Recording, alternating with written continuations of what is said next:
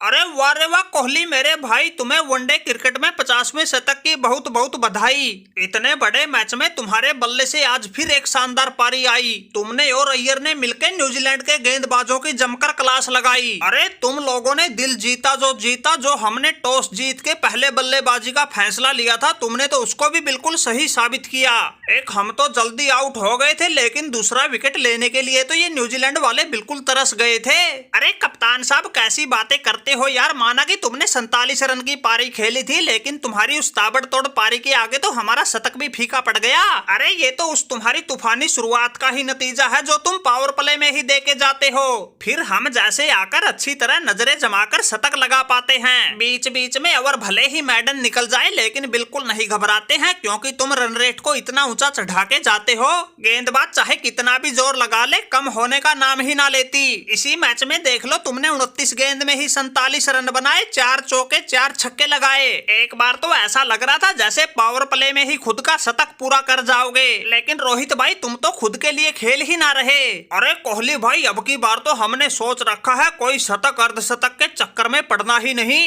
अरे थोड़ा ध्यान से खेलते तो हमारे पास भी कई मौके आए थे जब हम अपने शतक अर्धशतक से थोड़े थोड़े अंतर से चूके थे। लेकिन भाई अब की बार तो वर्ल्ड कप जीतना है, ये 50 सेंचुरी जाए भाड़ में। वैसे भाई आज तुम लोगों की बल्लेबाजी ने हर हिंदुस्तानी कर दिया राजी। मैंने और गिल ने मिलकर जो तेज तर्रार शुरुआत दी थी, तुम लोगों ने उस पर बिल्कुल खूब फूल चढ़ाए। हालांकि गिल तो 79 रन के स्कोर पर रिटायर्ड हर्ट हो गया था। इसने अपनी पारी में 8 चौके 3 छक्के लगाए, लेकिन उसकी जगह बल्लेबाजी करने आए श्रेयस अय्यर ने तो ऐसा हल्ला बोल दिया, कीवियों का धागा ही खोल दिया।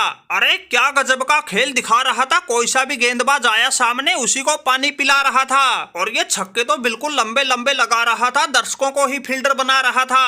अरे कप्तान साहब क्या करते भाई, कुछ लोगों को मुंह तोड़ जवाब देना था। अरे बीच के एक आध मैच में ही बल्ला थोड़ा खामोश हुआ था। लोगों ने श्रेयस अय्यर के टीम में बने रहने पर ही सवाल उठाने खड़े कर दिए थे। पता नहीं क्या क्या बात बना रहे थे, श्रेयस अय्यर को टीम में फिट ही नहीं बता रहे थे। अब देखो, एक के बाद एक लगातार मैचों में ऐसा खेल दिखा रहे हैं, हमारे ऊपर सवाल उठाने वालों का मुंह बंद करवा रहे हैं। जितना बड़ा मैच होता है उससे भी बड़ी पारी खेल रहे हैं। हमें कोई फर्क नहीं पड़ता, सामने कोई सी भी टीम आओ उसी को जचा के पेल रहे हैं। अरे श्रेयस अय्यर भाई, तुमने तो आज भी ऐसी ताबड़तोड़ पारी खेल के सही साबित कर दिया, तुम हो बड़े मैचों के बड़े प्लेयर। अरे हमें भी याद है भाई, शुरू शुरू में लोग कहते थे श्रेयस अय्यर तो छोटी बॉलों पर ही आउट हो जाता है, फिर इसे टीम में क्यों ले रखा है। लेकिन अब तुमने बल्ले से ऐसा जवाब दे दिया, किसी के पास बोलने के लिए कुछ बचा ही नहीं। अरे कप्तान साहब, इस श्रेयस अय्यर के आगे तो हम सब फीके पड़ गए। अरे इसने तो आज भी 67 गेंद में शतक ठोक के साबित कर दिया भाई कितना खतरनाक प्लेयर है ये तो बिल्कुल आखिरी में आके आउट हुआ, 70 गेंद में ही 105 रन बना गया, चौके सिर्फ 4 छक्के 8 लगा गया और अकेले के दम पे स्कोर को 400 के पास पहुंचा गया। अरे ठीक कर रहे हो भाई, 397 रन के स्कोर में अपने केएल राहुल ने भी गजब का खेल दिखाया। 20 गेंद में ही 39 रन की पारी खेल के अपना फर्ज निभाया। सपने में देखा था जिसको, आज वही दिन आया है, समी भाई के दम पे हमने कीवियों का बैंड बजाया है। हाँ भाई आओ रे, सामने कौन था जो कह रहा था सेमीफाइनल में न्यूजीलैंड से भिड़ोगे तब पता चलेगा। अरे जिन न्यूजीलैंड वालों को लोग बड़े खब्बी खां बता रहे थे, आज उनका हमने बोरिया बिस्तर बांध दिया। आज लपेट के इनको वर्ल्ड कप से बाहर किया जो किया, साथ में 19 के वर्ल्ड कप का बदला भी लिया। अरे समी भाई, एक बार तो हमारी जान बिल्कुल हलक में अटक गई थी जब इनके विलियमसन और डैरी मिचेल ने क्रीज पर पांव गाड़ लिए थे। कोई सा भी आउट होने का नाम ही ना ले रहा था। अरे कप्तान साहब, जान तुम्हारी क्या, जान तो हमारी भी हलक में अटक गई थी जब हमसे बुमराह की गेंद पे उस विलियमसन का कैच छूट गया था। ऐसा लगने लग गया था जैसे भाई ये कैच नहीं, ये तो मैच छूट गया। और बिल्कुल जबरदस्त प्रदर्शन कर रहे समी पर दुखों का पहाड़ टूट गया। लेकिन समी ऐसे घबराने वालों में से कहाँ था। हमने तो अपने पहले स्पेल में भी 2 को निपटाया, दूसरे स्पेल में आते फिर 2 को निपटाया। और जिस विलियमसन का हमसे कैच छूटा था, आते ही सबसे पहले तो उसको पवेलियन की राह लगाया और उसको निपटाने में सूर्या भाई ने खूब साथ निभाया। बिल्कुल बाउंड्री लाइन पर 1 नंबर का कैच लेके दिखाया। हमारे बाकी गेंदबाज तो भले ही हाथ पांव मार के रह गए हो, लेकिन मेरे सामने तो इनका Conway, Sachin, Ravindra, Williamson, Tom Latham कोई नहीं टिक पाया। हालांकि इनका ये डैनी मिचेल तो इतना आसानी से काबू नहीं आया, लेकिन अपनी टीम को जितवा भी नहीं पाया। अरे समी भाई, माना कि इस मैच में बड़ी मुश्किल थी हमारी डगर, लेकिन तुमने तोड़ के रख दी थी इन कीवियों की कमर। अरे इनके पहले 4 में से 4 विकेट तुमने ही लिए थे। एक तुम ही तो थे जो भारत को जीत की आस उम्मीद दिए थे, वरना भाई बाकी के हमारे सब गेंदबाज तो इन कीवियों ने बिल्कुल आड़े हाथों लिए थे। अरे सही बताएं तो भाई तुम्हारे भरोसे ही आज लाज बची है, वरना जीतना इतना आसान नहीं था। अरे रोहित भाई बिल्कुल ठीक कह रहे हो, वरना आज तो पता नहीं ये हार का ठीकरा किस किस के सिर फूटना था। अरे माना कि मैंने वनडे कैरियर का 50वां शतक लगाया है, सचिन के रिकॉर्ड को भी पानी पिलाया है। अगर समी भाई ऐसा खेल नहीं दिखाते हम मैच हार जाते। मेरे और अय्यर के शतक भी कोई काम नहीं आते। अरे काम आना छोड़ो, लोग तो मेरे शतक पर ही उंगली उठाते, उसे ही हार की वजह बताते।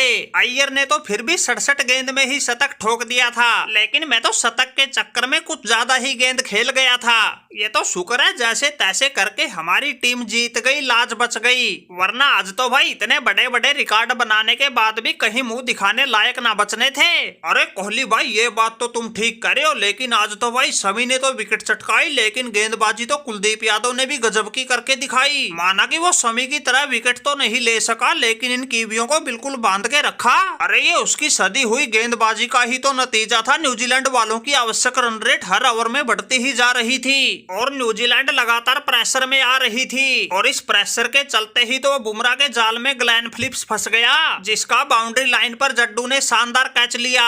हालांकि अपना ये कुलदीप भाई खाली हाथ तो नहीं रहा, जाते जाते एक चकमा तो दे ही गया और जड्डू के हाथों कैच करवा के मार्क चैंपमैन का विकेट ले गया। अरे कुछ भी किया हो, कैसे भी किया हो, आज तो बस टीम इंडिया जीतनी चाहिए थी, वो जीत गई। बस अब तो एक फाइनल का मुकाबला बचा है, उसको भी जीत के वर्ल्ड कप जीत जाएंगे। वैसे इनके उस डैरेन मिचेल ने मुकाबले को बड़ा कांटे का बना दिया था, लेकिन हम जैसों के शतक के बलबूते हमने स्कोर ही इतना बना रखा था, दोनों छोर से ताबड़तोड़ पारियों के बिना बात नहीं बननी थी। अरे ये हमारा पहाड़ जैसा स्कोर था तो हम जीत गए, वरना इन न्यूजीलैंड वालों ने लंका लगाने में कोई कमी कसर ना छोड़ी थी। और मैच के शुरुआत में तो हमारी फील्डिंग भी बिल्कुल औसत दर्जे की थी। ऐसा लग रहा था जैसे न्यूजीलैंड वाले हमारे देश में नहीं बल्कि हम न्यूजीलैंड में खेल रहे हैं। अरे अय्यर भाई कोई बात ना, आज तो समी भाई का दिन था, अकेला ही पूरी न्यूजीलैंड पर भारी पड़ गया। हमने इसको जब जब गेंदबाजी पर बुलाया इसने हमारे भरोसे पर बिल्कुल खरा उतर के दिखाया, और हर बार इसने किसी न किसी को पवेलियन के रास्ते लगाया, और आखिरी में आके तो इसने उस डैरेन मिचेल को भी निपटाया।